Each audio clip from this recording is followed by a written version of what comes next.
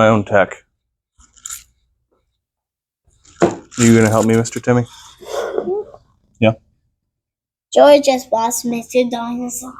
Oh, okay. So, is that thing good? Yeah, I started up there. Okay. Check. Mr. Timmy's helping me. Extra care huddle. Zach's promised advanced therapy. That's the in-home therapy that we go through. George just lost Mr. Dinosaur.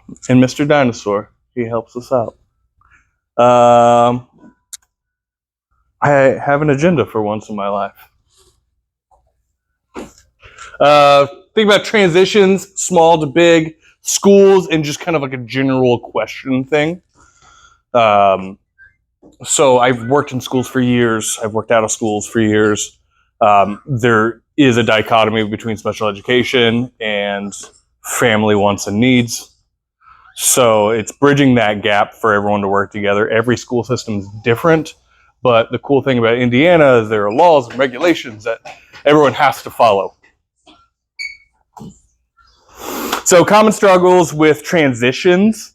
I'm going to break down transitions into what the issues are. So termination, taking things away, going to a new location, having a new routine, and then I'm sure you guys can tell me a million more. But to break them apart, and then we're honestly going to use the same tools to address each of them. We're going to make things simple and easy. We're going to talk about Grandma's rule, the pre-MAC principle of you have your spoon of sugar, helps the medicine go down. We're going to compare that to Murphy's Law, where everything's just going to fall apart regardless, but we're prepared and we're ready to roll. Some things, autism. So I want to know why we're having an issue transitioning. So what's the big issue? So if we're going out into public, Mary and I talked about families coming to church. So leaving your house, leaving your day-to-day routine, coming here. So I want to know why. What's the issue? Here's some common issues.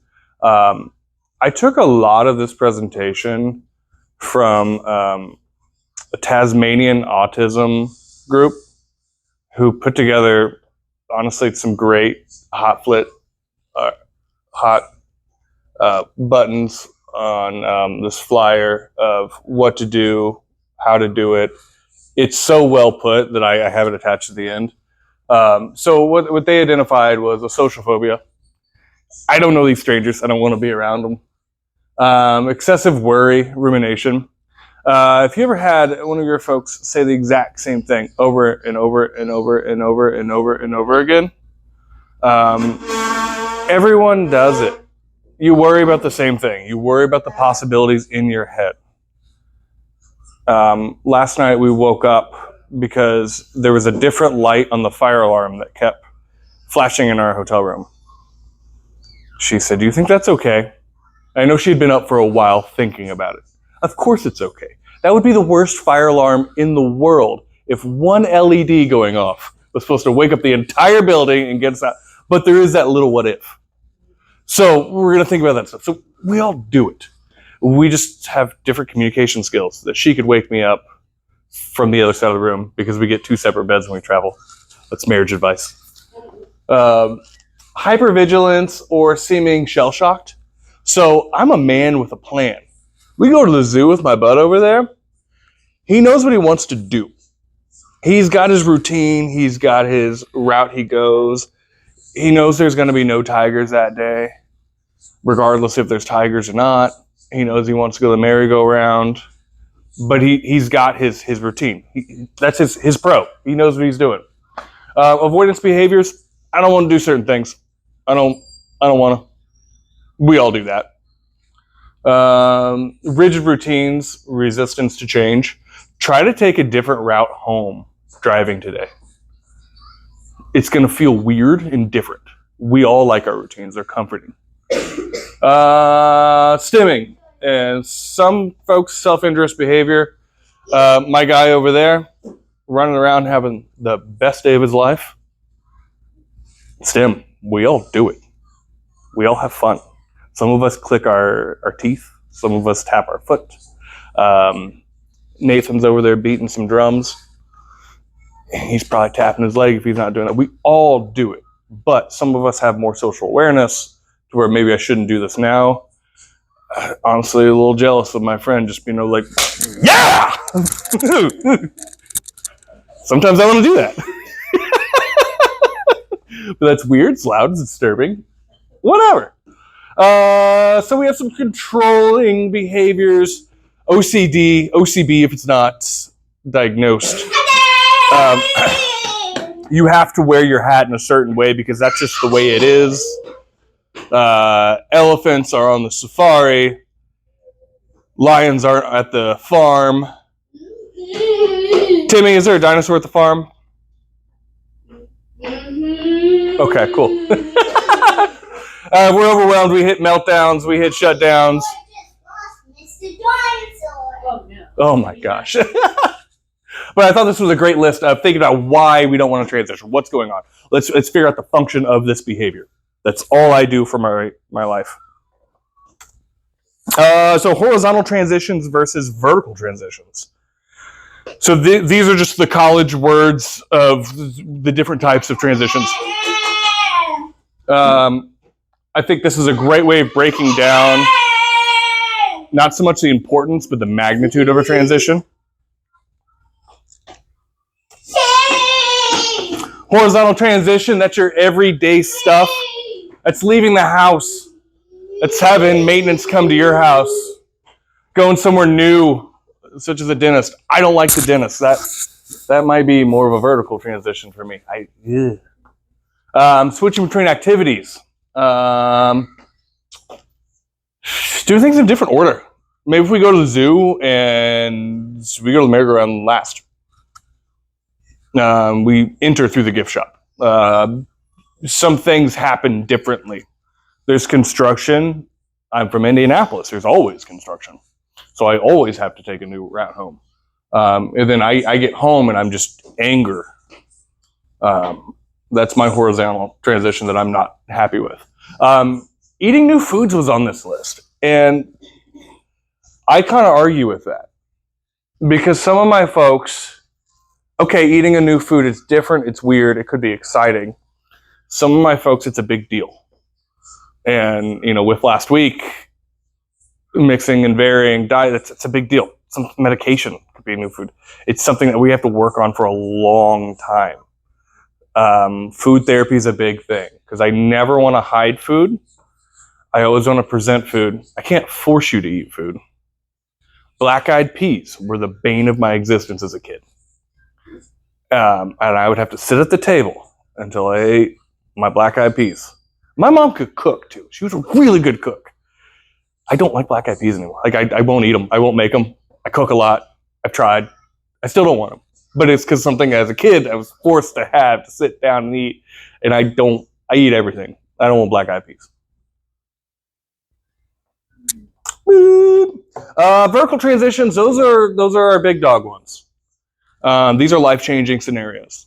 I'm going to a new school. We have a new sibling coming home. We're moving. New caregiver. Mom, dad got married. Mom, dad got divorced.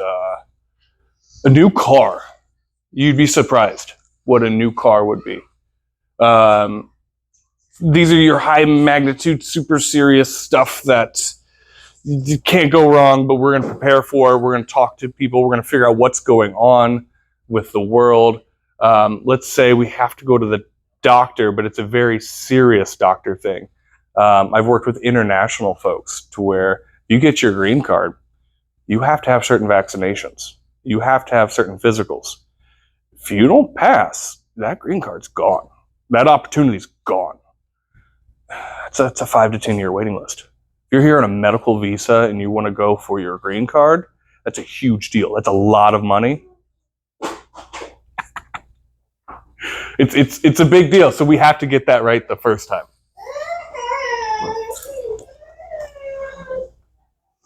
But really, we're hitting the same tools for all these. I want to have a good game plan. Oh no. So Timmy's tablet's kind of part of the game plan. We knew the things that he would want here. We knew the things that he would enjoy.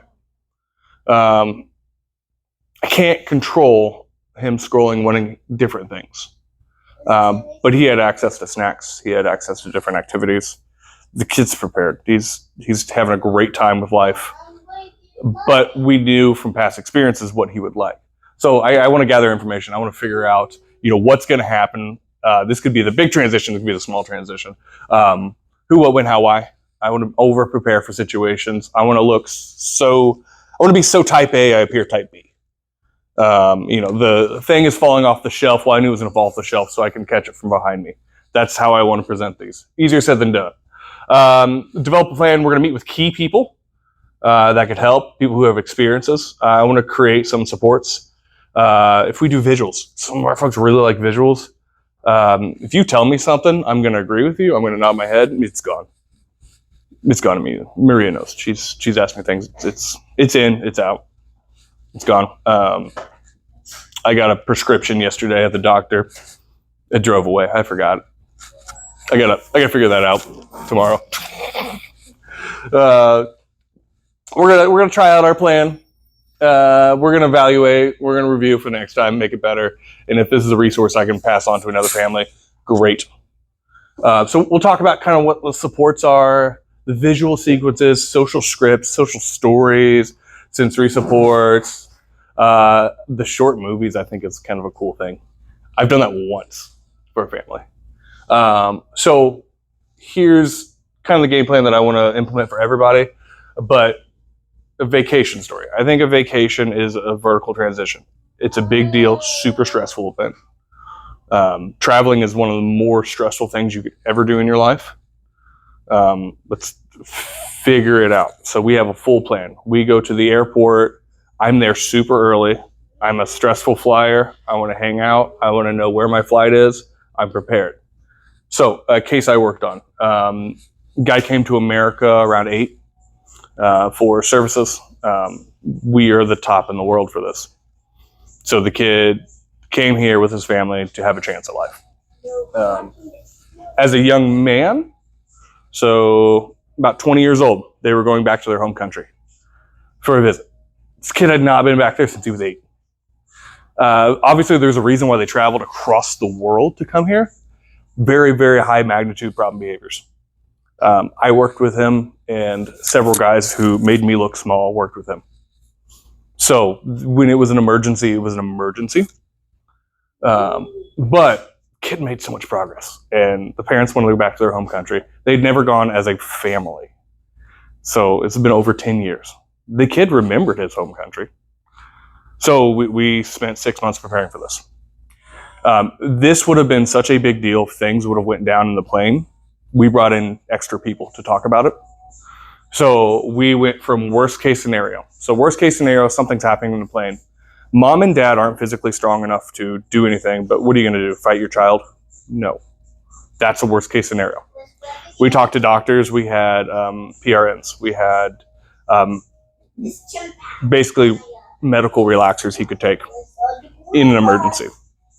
So mom had to go through airport security with these pills and a bag full of M&Ms, separate. And then past security, she added pills and M&Ms. In an emergency scenario, she would give him this baggie, and he would be asleep for the next 6-7 hours. So we prepared for a worst case scenario. Then we got a plan of, all right, what's this kid going to do for this whole plane ride? This is going to be about a 20-hour plane ride we're preparing for. So we can't just get off the plane. We can't just land somewhere. So we thought about what's he going to do that whole time. Okay, cool. Whatever device he's on, it's going to die. So we had to do extra chargers. We had to make sure the plane had charger ports on it. Most of them do. We talked about extra batteries. Cool, you can't fly with those. Those batteries aren't good on the plane. All right. So we called the airliner, and they said, typically a plane going this far will have XYZ. The self-stimulatory behavior, whatever, deal with it, people. You're stuck on this plane. Complain all you want. I don't care. But we did get him nice headphones. He was having a great time. Honestly, stims were about the same. That's him having a great time. I never want to squash that. If I want a robot, let's make a robot. No, he's having a great time. So this guy, so we had his tools. We had the emergency scenario. We had social stories. So social story is kind of a cool thing where I give you all the information. I'm not just telling you the information because you're going to forget it. I'm making visual supports, and we're going to do this over and over and over and over and over and over and over again until you can recite the information to me. The other therapist around us who didn't work on that case knew that kid's social story to heart. We gave him time, we gave him date, we knew where he was going to sit. He was going to sit next to the window, next to mom. Everything. He knew the date. We didn't tell him the time that the plane was going to take off, just because if that plane got delayed, he'd be very mad. Which is the most stressful thing with traveling. If my plane is delayed, I'm stressed out. I can only eat so many $50 orders of chicken wings before I'm just bored with life. So this was a team of about 20 people. Of how serious this transition was going to be for this family. We want to make sure it's safe. The kid did a lot of research on his own. He was very fluent with the internet. He had one train station he wanted to visit. So the parents let him plan a little bit of their vacation. He knew he got to go to this train station. He wanted to see the certain type of train. And he was so excited about it. So he looked it up on YouTube. He knew exactly where to go. He knew the maps. He knew everything. The kid's smart. The whole trip went out without any issue whatsoever. He was also pretty money driven, so he earned an allowance for his good behavior. And with his allowance, he bought Sprites and brownie mix, typical teenage boy stuff. But just with his allowance, the plane was fine. We had all stressed out about it more than he did, but he had all the information he had. He would perseverate, but he would perseverate and answer his own questions. So cool, that safety there. He had an iPad that he played on. It was fine. Worked most of the time. He had his own chargers. He had to carry his own stuff. He had that personal responsibility, but he knew he planned part of the vacation. He got to go to that train station, he got to see that train. Took 1,000 videos of that train, and he probably still watches that every day. So that was such a huge roundabout thing of how much work went into this totally almost catastrophic event that was fine. We don't always have to go into that much detail, but we can. So this is what I think about when I think of transitions. I think about my toolkit fanny pack. So we're going to prep, we're going to prime. The kid's got to know what's going to happen, when's going to happen. I want to talk about what and when in terms of the kids know. When I was a kid and we were on a road trip, I want to know how long. Well, I had no concept of time. So my sister would tell me how many episodes of Rugrats it would be before we got there. So that was a building block that I knew. Rugrats. Okay, cool. 2 more episodes. And I'd go back to my black and white Game Boy that you had to pivot out the window to kind of see. Goals. I want that kid to have clear and concise goals. And not just behavior goals for him to be good. No, let that kid pick out a train station. He should have a say in this world. Just because our folks don't communicate the way we do, doesn't mean they don't have a say in our world. Train station? Cool. I don't get it. But my parents didn't get Pokemon cards. I didn't understand fishing. We all have different interests. It's fine. Give that kid a job. Make him carry something. I think that's very beneficial. Pack it in, pack it out. If you're running through life with reckless abandon, even if you're carrying your own water bottle, that's excellent. Maybe you're in charge of your charger. Always have an extra charger. But those are easy enough to get. But a kid can be in charge of his own snacks. Something. But routine predictability. I know whenever I get into the car, I put on this. I know whenever we're about to leave for church, I have to grab my bag. I know that I have to help gather this, and this for sister. It's just, if I have a routine, if I have a job, it's safety. We talked about German Shepherds earlier. Those are working dogs. I like dogs. I like humans a lot. But German Shepherd, if they don't have a job, some of those are neurotic dogs. My dog, if I don't give him a job, he's scared. But if I open up his world too much, he's scared. Whenever we leave the house, we can't crate him because he's working. He's protecting our house. He's a wimp. He wears a bandana. He would never do anything. But he's protecting our house from squirrels. So I can't let him free roam the whole house. It's too much. We block off part of the house. So thinking about social stories. Mr. Jack, I'm feeling no better. This is my social story for Ernest. And I kind of want to talk about how easy these are to write and how simple these should be. Let's see if I have a social story slide.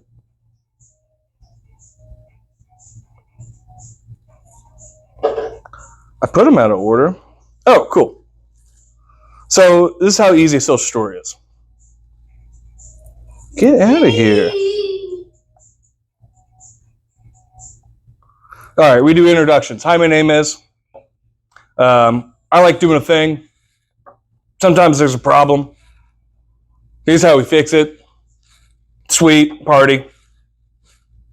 Repeat solution. Done. That's it. No more than 10 words per slide, per page, per whatever. This is my who, what, when, how, why.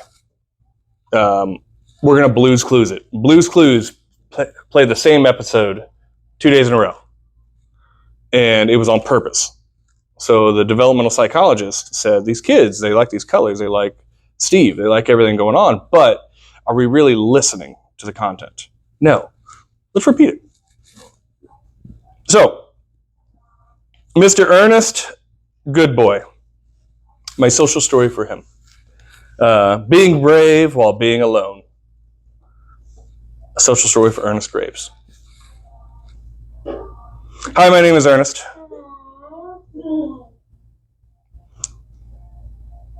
I'm a very good boy. See, like this. I'd put a picture here, but I put very little words. I'm a very good boy. I would put a catching picture, another picture of him. Our folks like to see themselves in media. Great. We all have 1,000 pictures. I love my parents a lot. Like, a lot. So much that I never want them to leave. So, I'm really happy. I do something cool. Oh my gosh, there's a problem. Again, silly picture here. I leave these pages like empty, simple, quick. Sometimes they have to leave sometimes. I get really scared. And maybe a sad picture. And then I would talk about the solution. I get really scared and I run around the house. When I run around the house, sometimes I lock myself in the bathroom. When I lock myself in the bathroom, I get so scared I poop. A lot. And I ruin a lot. And it takes a long time to clean. I don't know. But this is how easy this is. So we're going to talk about, hi, I'm awesome. There's an issue. Here's how we solve it. So my solution here would be, I'm only allowed in the living room. And that helps me protect our house from squirrels. You know Timmy's YMCA Yeah. story? Let's look at that one since that's a complete social story. Yeah. Timmy started doing the pool at the YMCA, so we wanted to do a social story to help with water safety. I was wondering if you still had that on your laptop.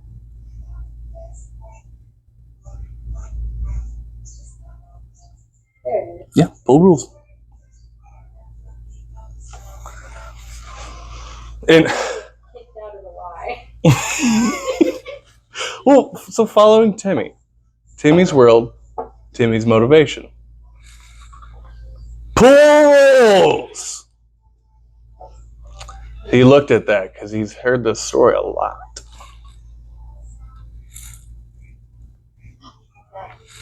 Mr. Jack's reading your social story. Hi, my name is Timmy and I love going to the pool. Quick, easy, there's a pool. Whoa. That's right. When I go to the pool, we have to remember to be safe. Oh my gosh, conflict. Ooh, look at this writing. To be safe, I have to follow the pool rules. Here, if he would want to talk about a lifeguard, we have talking points. This is quick, this is simple.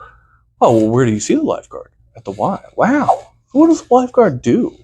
What's the whistle? What's the floaty? They keep you safe. Whoa. These are conversation talking points. My pool rules are, stay with my adult, hold hands outside of the water, listen to instructions. I like 2 concrete rules and 1 ambiguous. Because I am inherently lazy and I forget things, and there's always kids smarter than me, so I throw in these gray rules so I can, well, that's not following directions.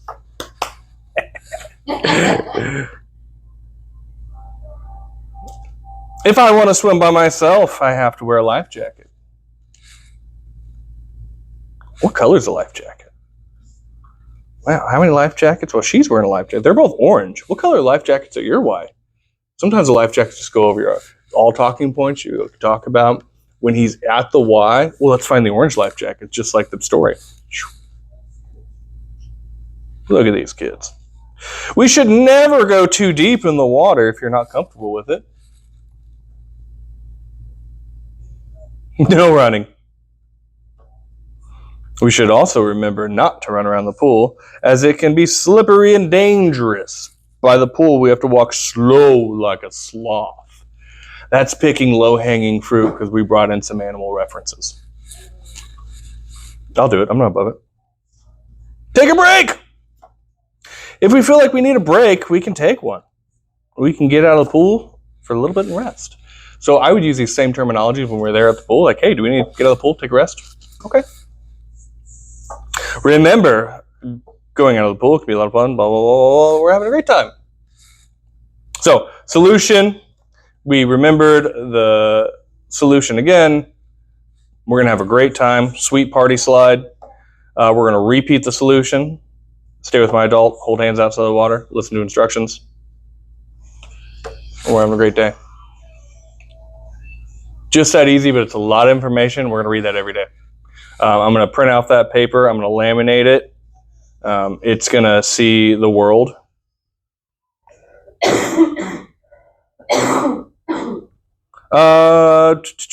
Grandma's Law, the Premack Principle versus Murphy's Law.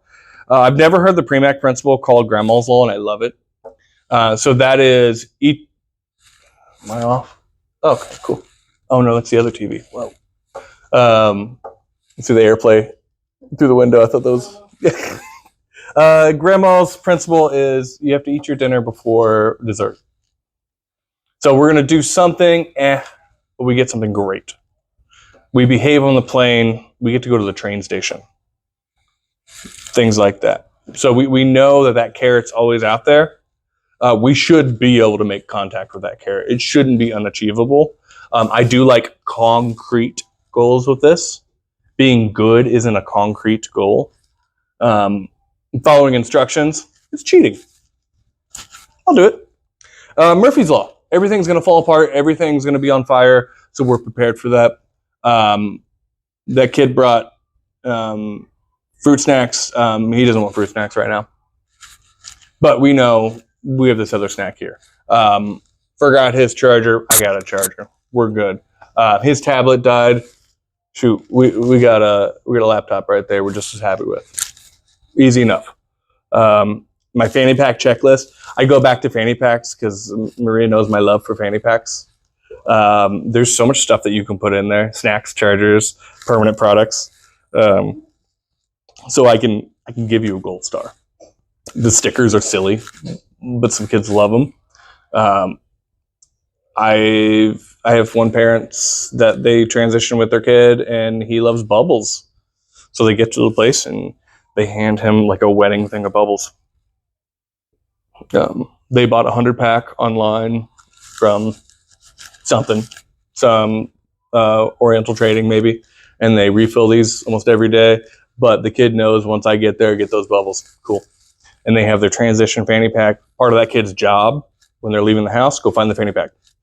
It's hanging up the wall. It's not very heavy, so he can carry it. Some of my folks give him some heavy work. Heavy work's a big thing. Maybe they're carrying a couple things of water. It's good. It's worthwhile. It makes you feel better. But your fanny pack of doom, I love it. I have quite a few. One of my fanny packs has shoulder straps and a cup holder on it. I don't know what for. It was a safety prize from some old job I worked at. I don't know why you'd ever need shoulder straps for a fanny pack. Whatever. Termination. I'm taking things away. I'm going to follow kind of the same rules. I'm going to prep. I'm going to plan. I'm going to let him know, like, hey, in 5 minutes or one Rugrats episode, we're going to be done with that and we have to move. I'm also not going to stop him in the middle of something. If you're at the last level in Sonic and you're about to win, I'm not going to turn off the game. I'm going to be respectful. I'm going to let you do the thing, as long as it's not another half an hour. If it's another 35 seconds, whatever. We stop at a good note. If I'm done driving, I'm not going to like stop in the middle of the road, throw it in park because I'm close enough. Like I still have to park my car. Still have to finish the thing. If that makes me feel better, great. Termination. Hey, once we're done with this, remember, we still have to go down to the other room. So that's our job. We got something to do. Routine predictability. We know when we transition, that's what we got to do.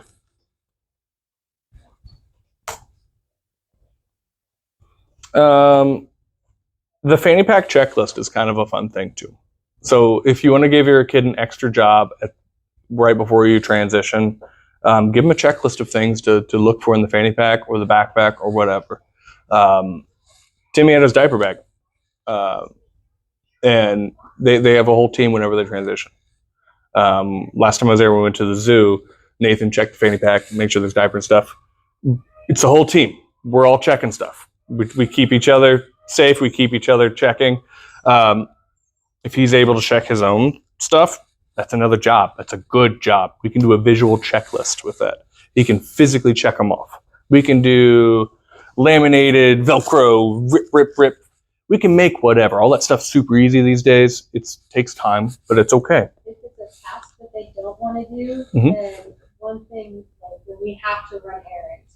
So yesterday we added pick 5 things to add to your book pack because I knew I was going to be in the van. So he ended up bringing his farm and then 5 animals, so that while we're in park, we put down half of the back seat bench, and he could play with his barn and his animals on the bench, on the floor, however, in the back of the van, while one of us was in the van with him, and I was running into the bank and running errands and doing things. So part of that checklist, we added, pick 5 animals, and adding that to it. So it's also really good when you're doing transitions like that to plan according to what you're getting ready to do. Mm-hmm. So if we were going to church, that wouldn't have been part of the checklist. So.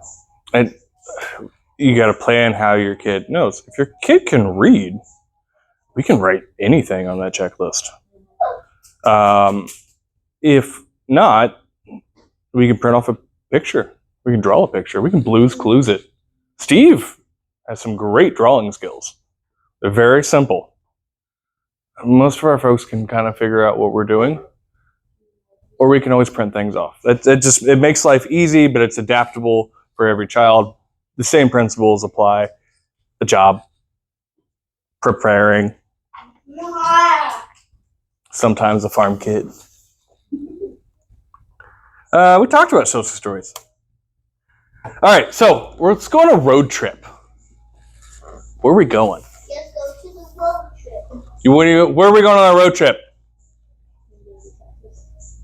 Yes. Let's go Texas. Texas was a huge, big example of road trip. So that is a vertical transition. That's big dog. We're out. We're gone. We're Road trip. road tripping. Let's go to Texas on a road trip. Yeah. So the preparation that came with a road trip. Even thinking about if you and your significant other are going on this road trip, you're thinking about stops, food, you're thinking about clothing, you're thinking about entertainment, you're thinking about gas, you're thinking about route, you're thinking about boom, boom, boom, boom, boom, boom, boom. What hotel? We're Hilton Rewards people now because we've been burnt so many times on random road trips, and I feel like Hampton's always reasonable and they're always clean, and sometimes they have cookies. That's my 3 checklists that I want. The Hampton last night did not have cookies. I have notes. But we did get to see fireworks, so that was kind of cool. Okay, so from our road trip, we all pack. I want to know what he's going to do in the van. And I want to know how it's going to annoy some of the other people. Headphones. We talked about headphones. That's fine. I can zone that out for a little bit. Not 23 hours. Is that about what the trip was? To Texas? 23 hours, something like that? But no, it's between 12 and 13, Oh. but we split it up in 2 days. Yeah. We stopped in Missouri. Usually, like Rolla, Mhm. Springfield, we'll get a hotel because he's got to get out of the van. Yeah. We always look for a hotel with a pool because he loves getting in the pool. Mm-hmm. So that's one of his first things to look forward to once we get to the hotel is check in and get in the pool so that he can get out some energy from sitting all day. So that's part of his planning. So he knows pool. I'm going to meet some of my sensory needs running around the pool. I'm also going to tire myself out pretty quick so you guys can meet your sensory needs by actually sleeping before you get right back on the road the next day. But he has a thing to look forward to. We talked about headphones a lot because 12 to 13 hours of 15-second clips kind of drive me crazy. I do a lot of podcasts. I do a lot of books on tape. I drive a lot. But I'm in control of it and I can zone out. If someone's constantly stopping and starting the story, that would drive me crazy. If he likes it, great. That's fine. That's you. Those are your Pokemon cards. That's great. We're going to leave them in the closet till you're in your 30s and you're going to find them and you're going to think you have a gold mine. I'm kind of waiting on that one right now. So we prepared with, what was going to happen with us. We didn't have to deal with the M&Ms or the big aggressive outbursts that might have happened on the airplane, but we knew he was going to be uncomfortable. So we knew we had to stop. So we had to think about our gas station breaks with the other guys. Are we stopping at a Buc-ee's? Is Buc-ee's going to be too much for him? Because it's too much for me. But everyone else in the van, they're going to love Buc-ee's. Get you a pulled pork sandwich from there? Yeah, that's right. He got a whole farm set with tractors at Buc-ee's. Love it. Could not walk out of the tractor set with a whole bunch of cows. We literally could not leave. Yeah. And, sometimes buy the candy bar. It's fine. It's whatever. That kid is going to sit in the van and he's going to look. It might buy you another couple hours, 15 minutes. He might immediately throw it on the floor, whatever. It's okay. That's part of the budget and expenses. You guys knew. I have yet to go to, there's a new Buc-ee's that opened, I think, in between here and Missouri now. But there's one opening, I think, in Fort Wayne. Is that real? No, that was an April Fool. Oh, okay. There's one in Tennessee. Was there one opening in Kentucky, or was it just the Tennessee one? There was a Kentucky. Yeah, there's a Kentucky one now too. So they're getting closer. Well, one of these days. I like it. But so that's how we plan for our road trip. Traveling is the most stressful thing in the world for us. Think about for them. We can curse under our breath. They can't. We have different outlets. If you're just stressful sitting on that, it's a lot. Kind of roughly talking about schools. I threw this into its own world. What an IEP is. What you can do if things aren't okay. Can you call a meeting at any time? What are they really learning? What's a 504 versus an IEP? Just real quick, you can get an IEP if you have a diagnosis.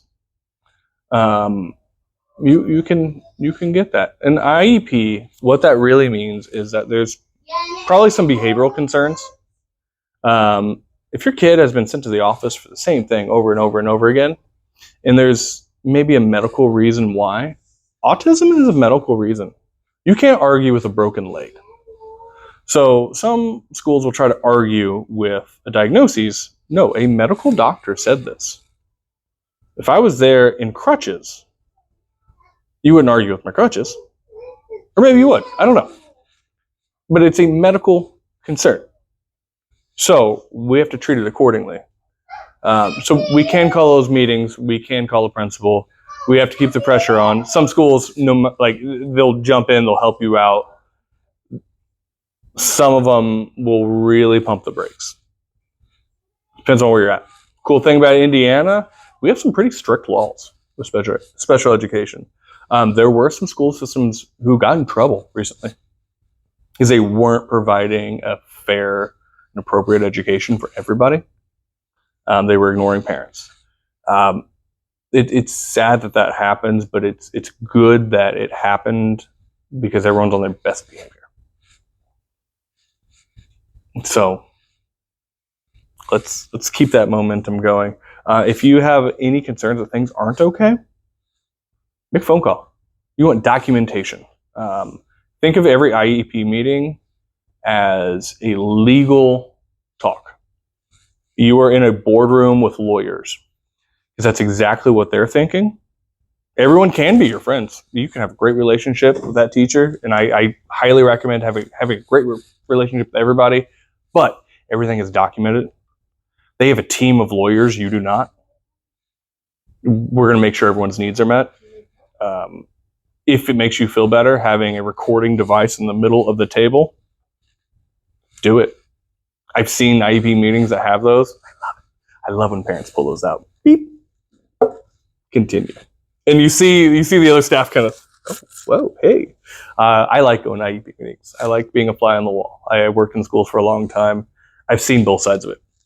As long as our kids are getting the fair education that they deserve, great. As long as everyone's safe, great.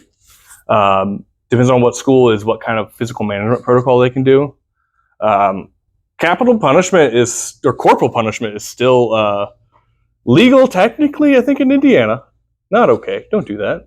But there are systems that say your kid is self-injurious or will injure other kids to keep everybody safe. How I can physically manipulate your child to keep them safe and move them. You can ask for those records. You can ask for whatever system they have. The internet is great. You can see whatever hold, whatever. But if hands are ever on your child, you need documentation. There are also advocates that you can ask for. Advocates are great because they're trained to know the lingo and to know the system. So, plus it kind of brings like muscle to the table. So when Donovan was still in public school, we had his behavioral coach, and he wasn't a therapist, he was like a coach, but he came with us to 2 of our IEP meetings. We got a lot more done with those 2. I love being a fly on the wall. Love it.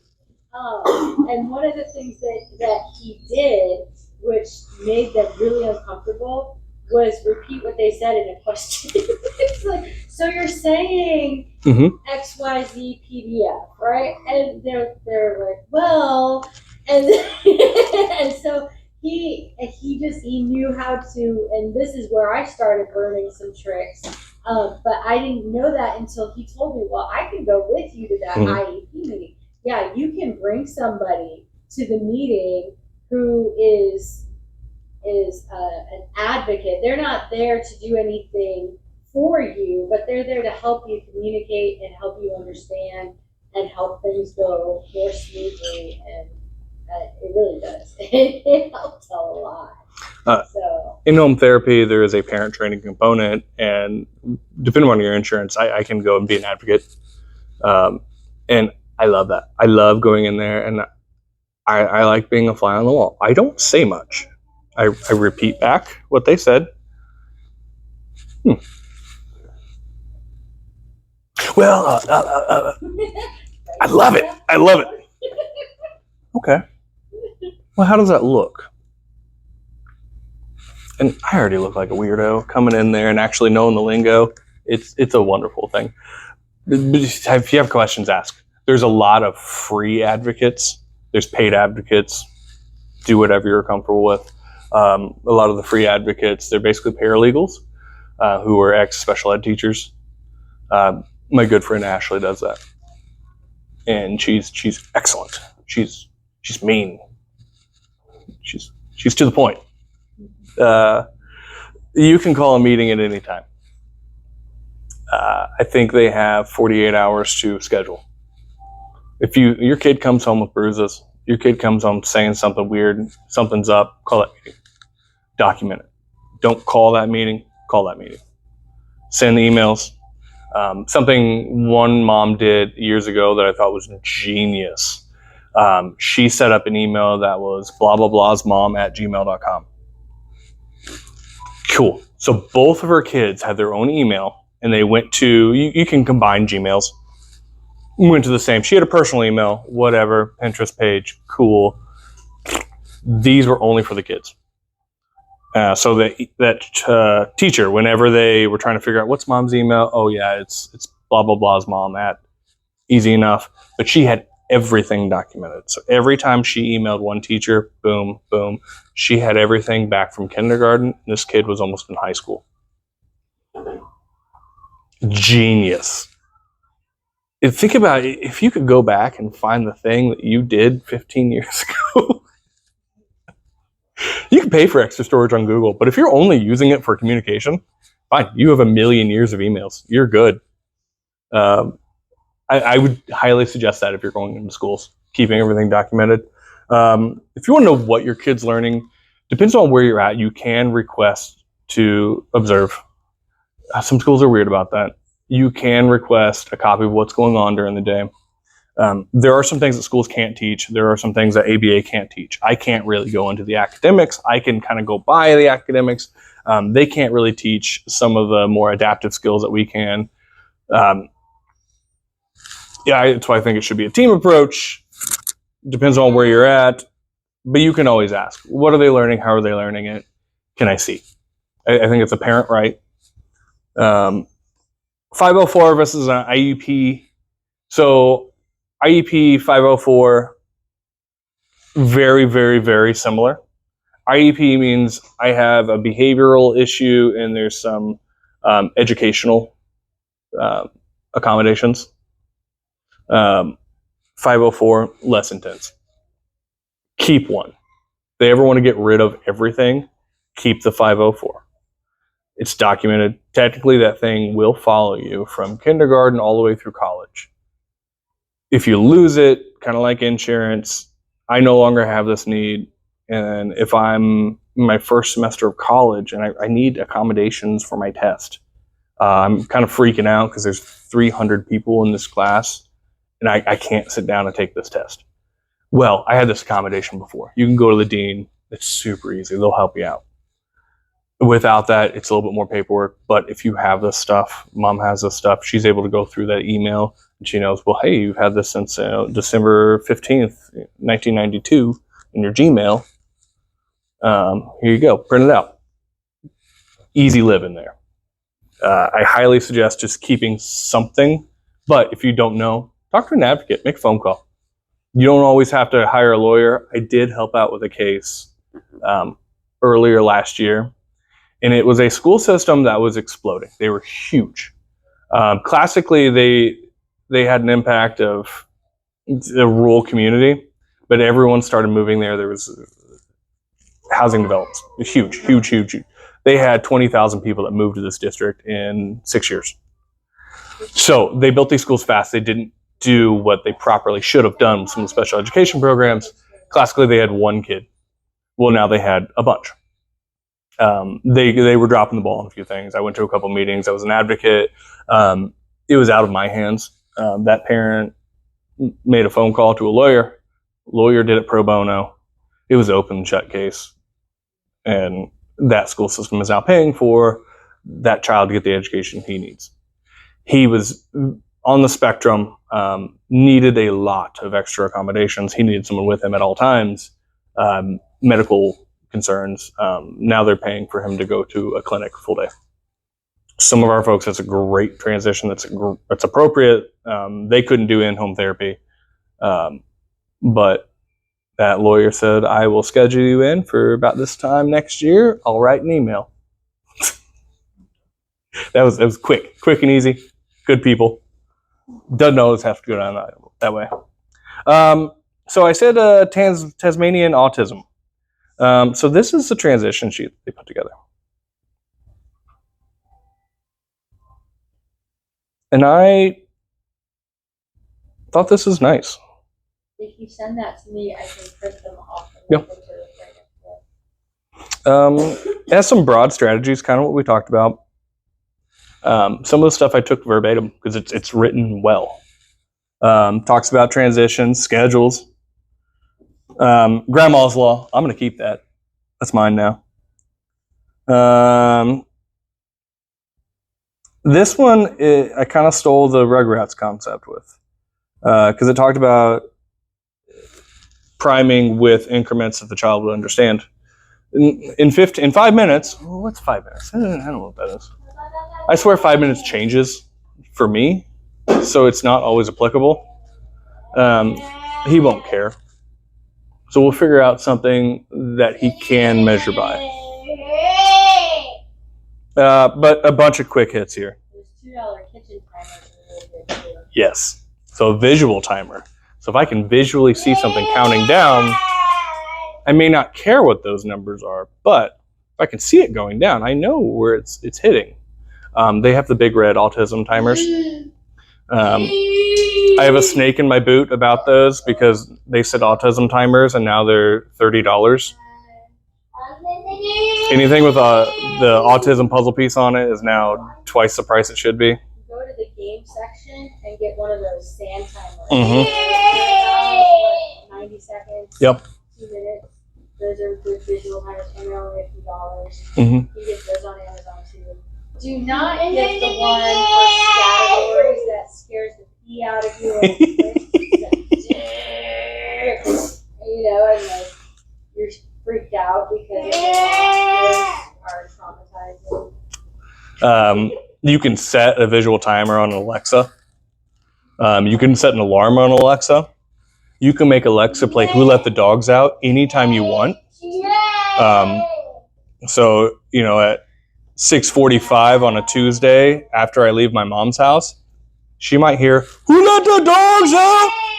But that's what she gets for raising me. That's about all I got. Any questions, anything?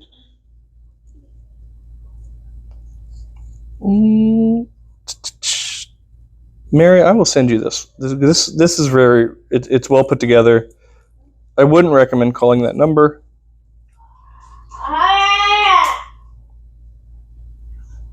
As far as extra care transitions, do you guys have questions about transitioning?